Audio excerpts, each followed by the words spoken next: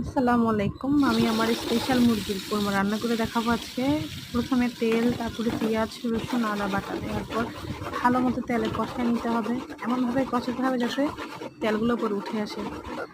আসলে আমার বাসায় মেহমান আসলে সবাই আমার হাতের কোরমাটাই পছন্দ করে। তারপর খাড়া মশলা যেমন তেজপাতা, লবঙ্গ এইগুলো, তারপরে জিরা গুঁড়া, তারপর এগুলো দিয়ে প্রথমে ভালো মতো কষাতে হবে। আমি এখানে দারচিনিও দিছি, দারচিনি বেশি দিই নাই কারণ দারচিনি বেশি দিলে একটু ঝাল ফ্লেভার আসে। তারপরে জিরা গুঁড়া, মশলা এগুলো দিব। এগুলো দিয়ে ভালো মতো কষা নিতে হবে। তারপর আচ্ছা, কালো গোলমরিচ অথবা সাদা গোলমরিচ যার কাছে যেটা থাকে সেটাই দিয়ে ব্যবহার করব। এরপরে ভালো মতো একটু কষাই নিয়ে নাড়াচাড়া করে ঢাকা দিয়ে রেখে দিতে হবে।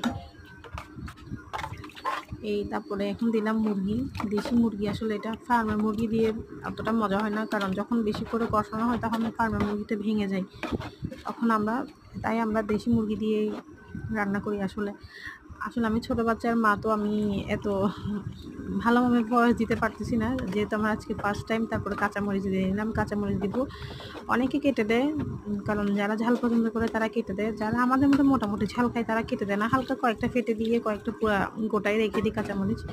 তারপরে ভালো মতো কষানোর পরে কাঁচামরিচ দিয়ে পানি দিয়ে এখন ভালো মতো সিদ্ধ হতে দিব। সিদ্ধ হওয়ার পরে